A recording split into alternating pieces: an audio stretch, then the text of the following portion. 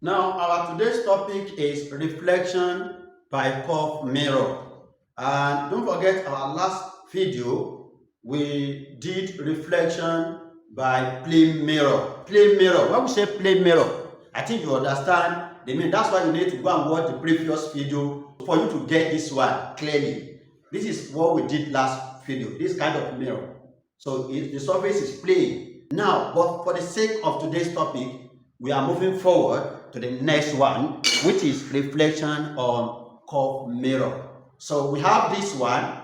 So as you can see it, the reflection surface bent inward. In that case, we call it concave mirror. But if you look at this one, the reflection surface bent outward, and we call it what? Convex mirror. So in that case, we have two types of curved mirror. It's either concave like this or convex like this. Don't worry, you'll still get it. See, this is how to form the two mirrors. It's just like when you have a bottle like this. Can you see you have a bottle like this? So just break it into two like this. So the half part of it, so like this one, we have this. You can make it either concave or convex. So if you want to make it concave, look at the outside part of it. Coat this outside part. If the outside part is coated, we call it what? Concave mirror. Just like this, it will now look like this. So you coat this outside. So in that case, you have made concave mirror. But if you coat the inner part, such that the outside part of it will serve as reflection surface. So in that case, you have made the convex mirror. So it will now look like this. This one will serve as reflecting surface. So in that case, we call it what? Convex mirror. So those are the two major types of curved mirror we have. We have concave like this, then we have convex like this. Now, we need to know the part of curved mirror, part of it as it is like this. And it's very easy.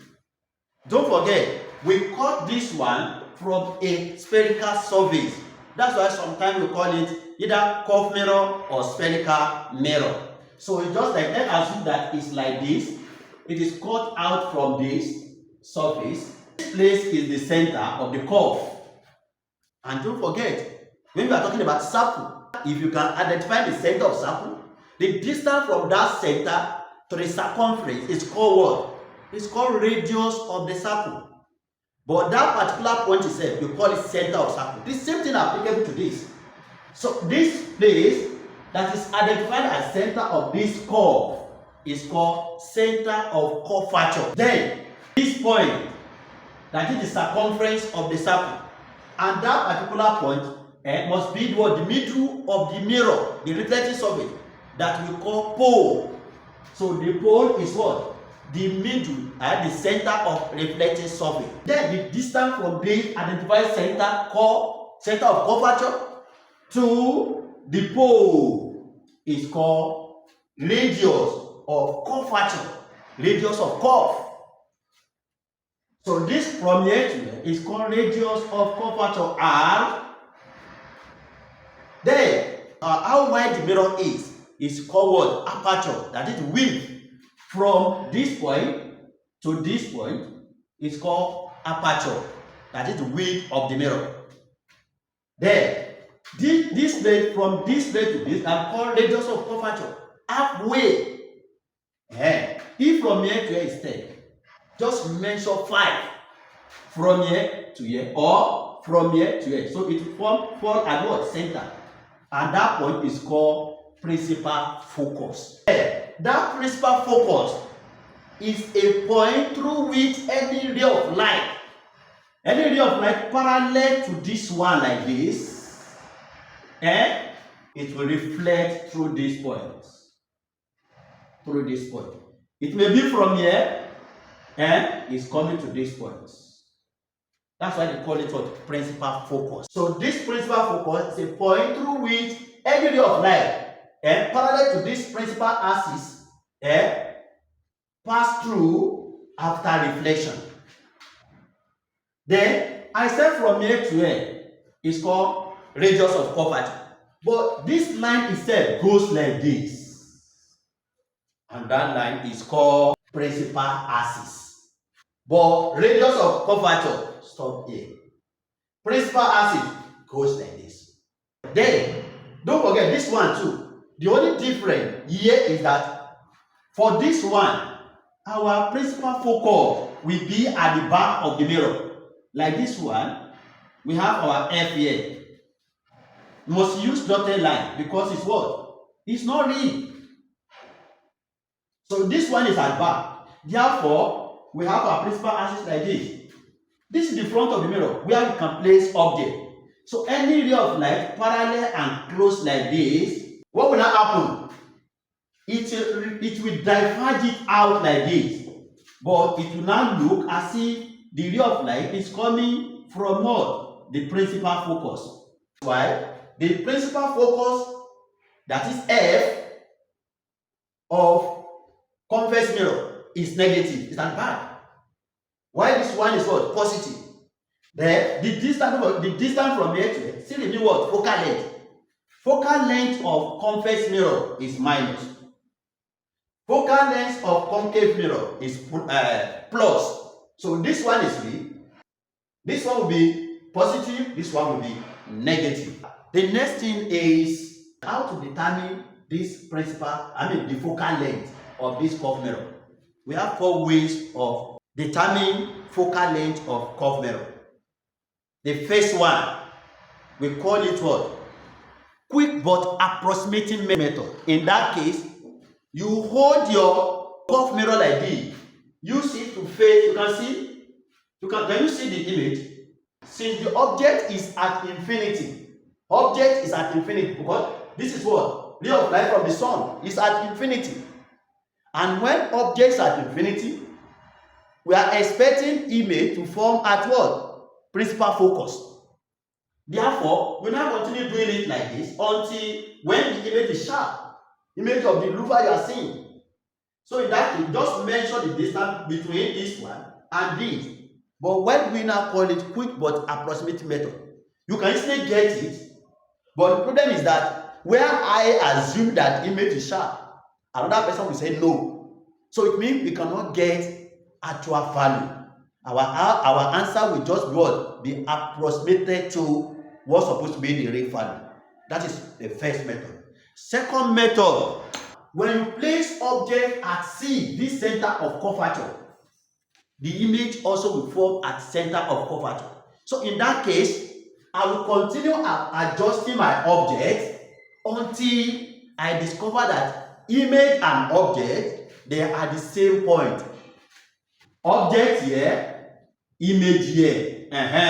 When I see something like that, I know this point is what? Center of curvature of the what? Of the mirror. And when I get the center of curvature of the mirror, what will I do?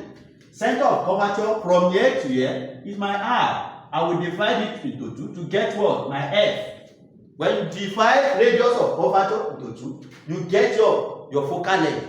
Therefore, you have determined principal focus of that mirror. Then the next one, you can use set pin. We do that one during experiment in the lab. The last one is the use of what? Mirror's formula. So I'm using that opportunity to give you what? Mirror's formula. We have 1 over F. I hope you know the meaning of F. Focal length is equal to 1 over V plus 1 over U. Then what is V? What is U? V is image distance, where U is object distance. So from here, you are the one that placed object there, and you have seen where the image is. Measure it, then determine your focal length. So those are 4 ways of getting focal length of a curved mirror. Applications of curved mirror. Where do we normally use curved mirror? So we use curved mirror for shaving or a mirror. Then we use for what? Side mirror of a car. If you look at the side mirror of a car, you see that the reflecting surface bent outward like this. So it's like this. So we have this. This is concave. Then this is what? Convex. We use this one for side mirror because it has what? Wide field of view. Not only that, the image formed by this convex mirror is always what? Factual, erect, and what? Diminished. But for this one, we are going to do it. We are going to do the practice of this and how it forms image. So, but this one, sometimes the image will be inverted. So we can't use it for what? Side mirror of a car. Now, another one is if you look at the headlamp of a car, the inner part of it is curved mirror. Then the same thing with what? Thought. So those are the applications of curved mirror. Then the next one is how to form image in front of curved mirror. So if you want to form image in front of curved mirror, you need accurate measurement. In that case, you need your ruler. So let's say this is my curved mirror, concave mirror. Then you measure it accurately. Then I want to use my radius of curvature to be 50. Then focal length will be 25. Therefore, this is C, this is F, then don't forget this is P. Now, what are the positions where you can place the object in front of this curved mirror? And when you place it there, where will image fall? You should have that at the back of your mind first. In that case, I will give you the summary. Have your object position, then image position. So let's say we have object between F and P. Then, where will you see such image? The image will form at the back of the mirror. We call it factual image.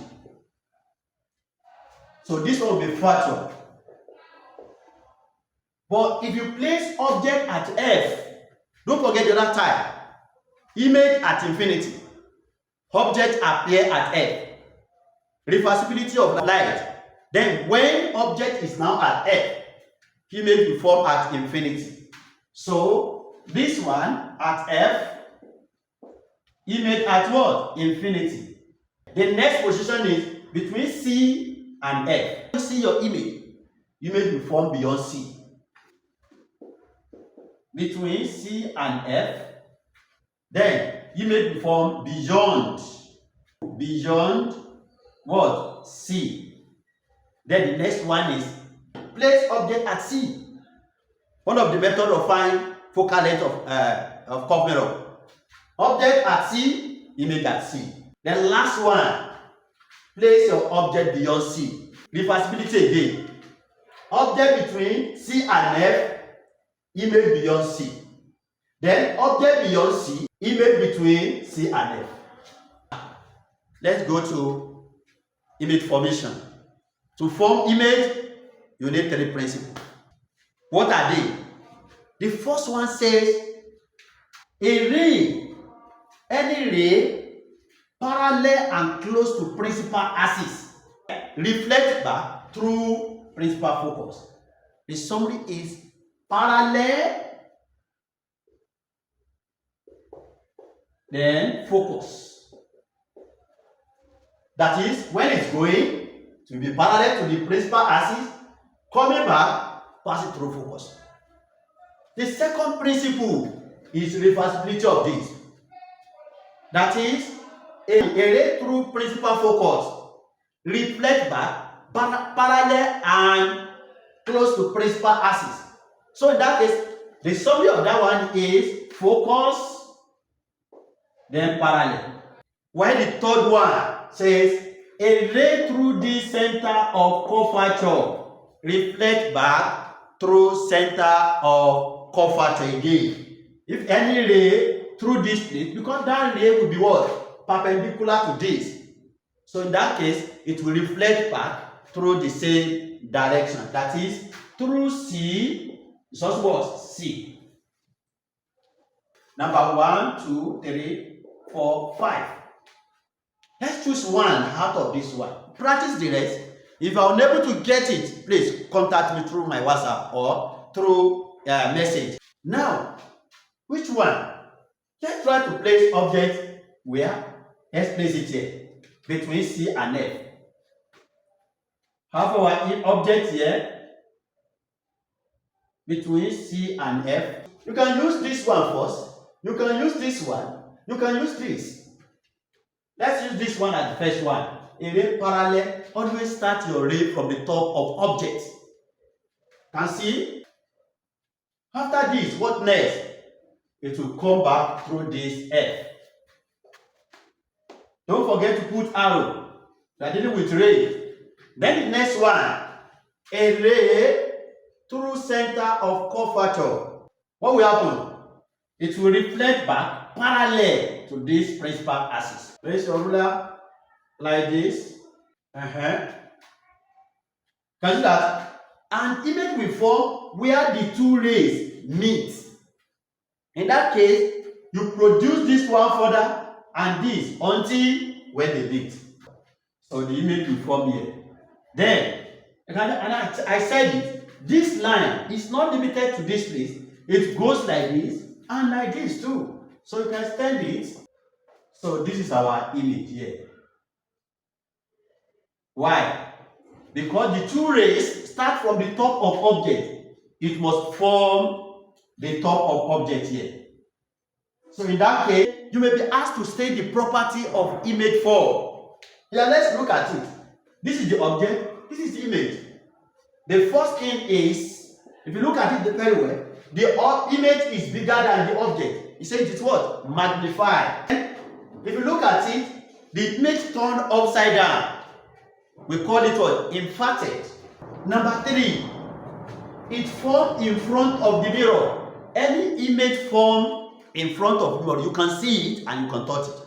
But any image at the back, you can only see, you cannot touch it. That is virtual image. So this one is real. And the fourth one, state the position of image. It formed beyond C. So if you do this, just make sure you take note. But if at the end of the day, you now discover that the two reflected rays cannot meet, it means the image formed at infinity. And that, you will get that when you place your object at F, image will form at infinity. So when you are doing your read that I gave you the summary already, so I think that shouldn't be a problem for you to form image. So that is the end of image formed by curved mirror. So the next thing we got diffractions of light.